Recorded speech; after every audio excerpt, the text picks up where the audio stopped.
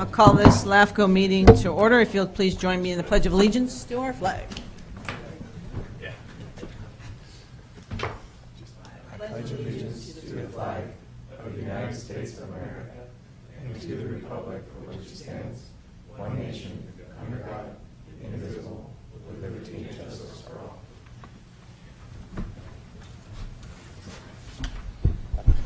Thank you. All right, we will start with the introduction of commissioners and staff to my left. Public member Tom Bell, I mean public. Wow. City member Tom Bell, off to him. And Jim DeMartini, county member. Terry Withrow, county member. Amy Bublak, city member. Bill Berryhill, public member. Mike Van Winkle, city alternate member. Javier Camarena, assistant EO. Sarah Lytle-Penny, executive officer. Rob Terrell, LAFCO counsel. Jennifer Goss, commission clerk. Great. Got a little feedback going on here. All right, we'll open the public comment period. This is time set aside for anyone wishing to speak on an item that is not on the agenda. And seeing and hearing no one, we'll move to approval of minutes. Has anyone had any issues with it or a motion to accept? A motion to accept the minutes. We have a motion and a second. All in favor say aye. Aye. Anybody against say no. Passes unanimous. Correspondence?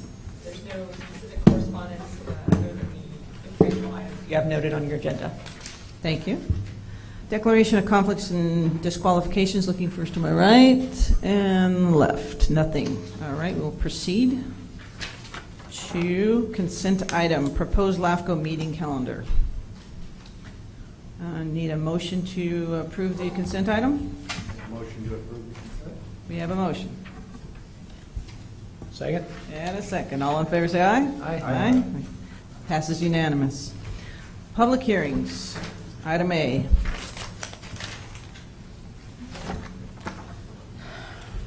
Good evening, Javier Camarena with LAFCO. The item being discussed this evening is municipal service review and sphere of influence update number 2017-04 and LAFCO application number 2017-02, change of organization to the Eastside Water District. The project is a proposal to modify the district's sphere of influence and annex approximately 8,994 acres. The district is located around the Turlock area. Part of the district is north of the northern portion of the district is located in Stanislaus County, with the southern portion in Merced County. You can see on the map the striped areas are where the proposed annexation is located. You can see a few little smaller parcels within the map. So we have a number of areas that are being proposed to be annexed into the district. The district was formed in 1985 for the purpose of studying ways to obtain reliable sources of surface water to supplement the groundwater use. Currently, the district monitors groundwater, manages recharge projects, and provides a cost-effective tool to reduce impacts to groundwater users associated with the State Groundwater Management Act and its regulatory requirements. The annexation is being requested in order to allow landowners to contribute their fair share to monitor and sustain the groundwater basin. The request is only for those land users that want to participate in the annexation. The district held a meeting, invited those interested in annexing into the district, and that list of property owners are what were submitted with the application.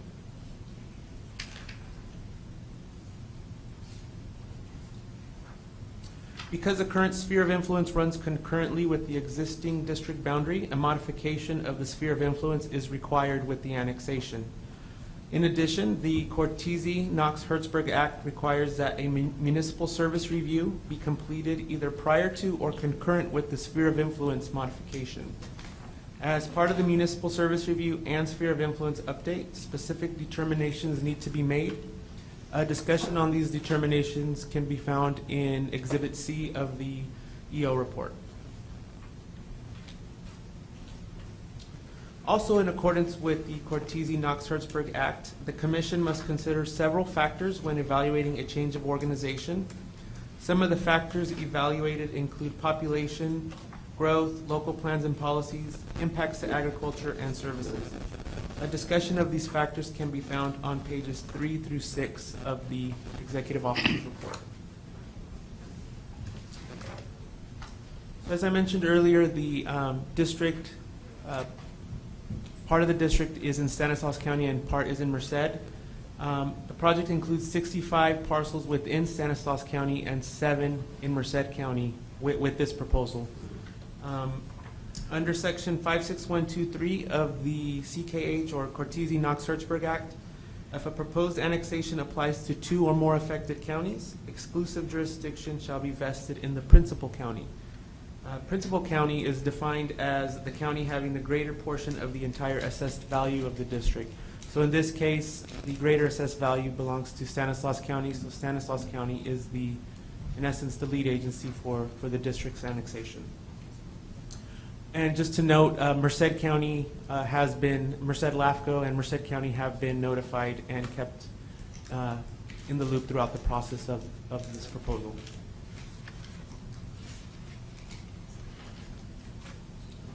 Pursuant to Government Code, the Commission may waive protest proceedings if the following apply. Number 1, if the landowners and registered voters within the territory have been notified via mail. Number 2, that the mailed notice discloses that the Commission intends to waive the protest proceedings. And number 3, that no written opposition has been received. All of these conditions have been met, therefore, the Commission may waive the protest proceedings. Staff's recommendation can be found on page 7 of the staff report, which includes approval of the Eastside Water District's change of organization as outlined in the attached resolution, number 2017-11. Approval of the project would include consideration of the environmental documentation that was prepared by the Eastside Water District pursuant to CEQA, adoption of the municipal service review, approval of the sphere of influence modification, and last, approval of the annexation. That concludes my presentation, and staff is available for any questions that the Commission may have, or the audience. Any questions? I'm just curious, what if Merced didn't want this? Is there anything Merced could do? I know that's not the case here at all, but I'm just curious, if this were to come up again, what could Merced do if they... I guess it would be Merced LAFCO. If they Right. had an issue with it, it would need to be based on something out of the CORTESE KNOX HERTZBERG Act. So it would need to be like an issue with an overlapping district or something of that sort that we would have to deal with and respond to likely before it even got to the Commission. Okay. But it would still come down to this Commission's Right. decision and nothing that they... If the Merced Commission didn't like it for some reason, they don't necessarily have a protest Right. vote in it like a landowner would. Okay, I was just curious. Great. Thank you. Any other questions for staff? If not, I'll open it to the public. Anyone wishing to speak regarding this, please come to the lectern.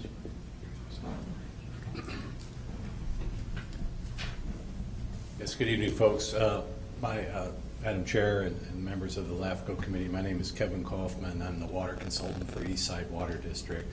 And myself, Jeannie Zalesi, are available if legal counsel for the Eastside Water District are available for answer any questions you may have about the report. But I want to give my appreciation to both Sarah and Javier for the nice job they did. We didn't always submit everything that they needed in a timely manner, so I appreciate their patience in working with the Eastside Water District on this annexation. Thank you. I noticed that there are some certain gaps that are not included in there. Is that just because the landowners don't want to be included? Correct. We had the meeting, notified everybody, and those that are in the continued white areas of the county, I'll call them, between Los Cerritos Road and Hickman Road there, just chose not to participate. Kevin, I'm just going to compliment you on what you guys are doing out there. I know the East Side is working hard and with all the stigma stuff, and and you guys have kind of been very proactive out there in the things you're doing and trying to achieve sustainability. So anyway, just want to compliment you on everything. I know this is part of getting there. So anyway, we appreciate everything you're doing. Thank you, Mr. Vice Chair.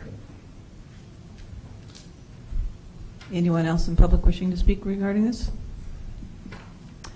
If not, we'll close the public and bring it back to commissioners. Any further discussion? Yeah, I think this annexation makes some sense. They don't have any groundwater, so they need to bring as many acres in as they can to get some assessments so they can do the Sustainable Groundwater Act work that's going to be required. So I don't see a downside to this annexation at all. Was that a motion? Well, I'm waiting to hear what everybody else says, but Anybody else have a conversation? But I mean, I can make the motion, but Any other I dialogue? thought we'd discuss it for an hour or so. Well, okay then. Otherwise, I'll make the motion to approve, for approval. Nicely done. And any second? I will second. Bill, go ahead. Okay, we have a motion and a second on the floor. All in favor say aye. Aye. Anybody against say no. Passes unanimous. Congratulations and thank you for coming. Moving on to other business. Yes. Item 8A is merely for informational purposes, but I wanted to highlight it. It's a document that was prepared by an independent state organization called the Little Hoover Commission. They're made up of public members appointed by the governor and legislature, as well as members of the legislature themselves. In the past, they had done a review on special districts, looking at their relevance and if they should still exist anymore. That was in 2000. And then recently, just in this past month, they released an updated report that looks at some of the struggles of special districts, but also calls out LAFCO and LAFCO's potential future role with special districts. So it's an interesting read. It's got some recommendations in there that have already been enacted or are currently being enacted by the legislature, including a couple of bills that are working their way through, awaiting signature from the governor. It's also got some recommendations in there directly for special districts and potentially some future linkage between LAFCO interacting a little bit more with districts and their transparency. So it's an interesting read, and it's just there. It's actually, you have a full copy of it, and it'll be on our website as well. Thank you. There's no action needed other than just to accept it. Well, then we do need action. Well, you could. So we actually physically need a motion. You should probably do that. Let's do that. Let me open it to the public first, just in case anyone wishing to ask a question, please.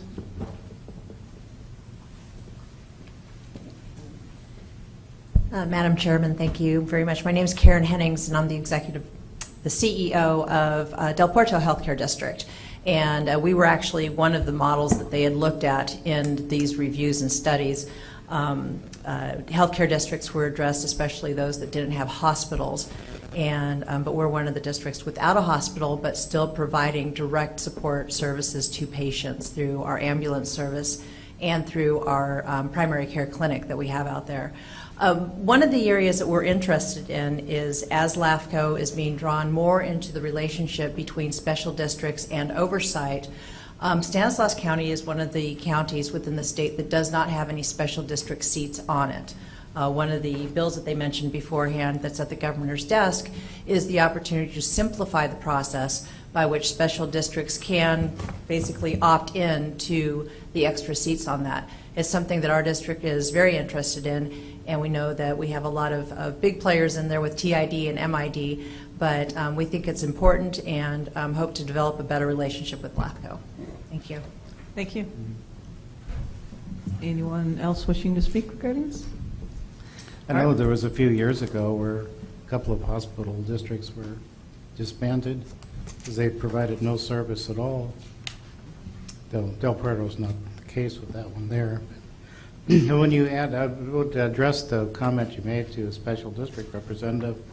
You know, there's a cost to doing that, and the cost goes to the revenue that the district receives each year. So the MID and the TID are paying the lion's share of it. we've dealt with this one time before. I don't have any objection to it, but MID and TID were not interested in putting up the money that was going to take, and the fire districts wanted the seat, and they put up no money, and the irrigation districts did not want the seat, and they were putting up about 80% of it. So it would really require those two districts to be on board with it before a seat on LAFCO would be for special districts.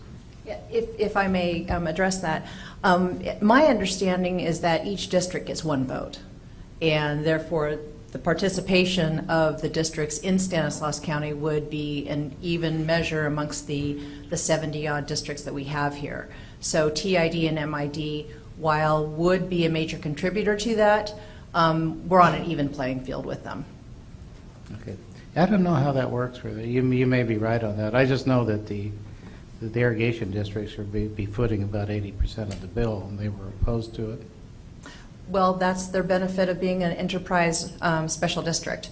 They're also one of the largest areas that have the most control over what they're doing and least likely to be affected by LAFCO decisions in the future. It's just an opportunity. I believe that it's important also to get a lot of these special districts involved in their local LAFCO, as the state does look for more oversight to the ones that are doing their jobs and the ones that need to be reminded to do their jobs and with more accountability. Well, we've had irrigation. In fact, we had irrigation district kind of tonight here. And we had an annexation a couple of years ago with Oakdale Irrigation District. So irrigation districts do come to us. But I think the biggest interest has been the fire districts, my opinion. But if you can put it together, I have no objection to it. But it's like going to be like herding cats, you know, to try and get that many districts to well, and that's exactly come to consensus and pick a representative. That's exactly what this bill that's on the governor's desk does. It simplifies the process by which the LAFCO office can basically send out the letter and the opportunity of voting on it to everyone. And rather than having to have adoptions and everybody agreeing to it. That's my understanding at this point. Okay. Yeah, I don't know one way or another, but we have had this issue come up in the past.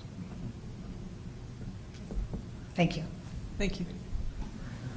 All right, I'll close the public hearing, bring it back to commissioners for a motion to approve the Little Hoover Commission report. So moved. We have a motion, I will second that. and we have a second. All in favor say aye. Aye. Against, say no. Passes unanimous. Okay, commissioners' comments. Anybody?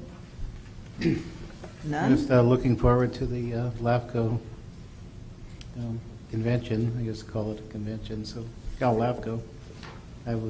Unfortunately, I missed it last year, but I'm actually looking forward to going to see a desalination plant. We always talk about them, but there's very few people have ever seen one, so we're going to be one of the lucky ones.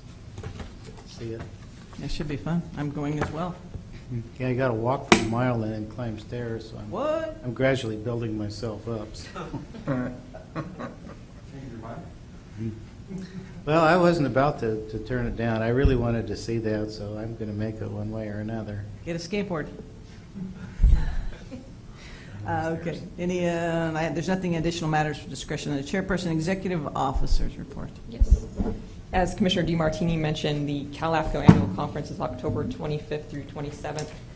Staff will be attending that as well. That's one of our annual opportunities for education. So we'll have limited availability for in-person staff during that time, but we'll still be available via email and phone message. We'll be posting that on our website as well.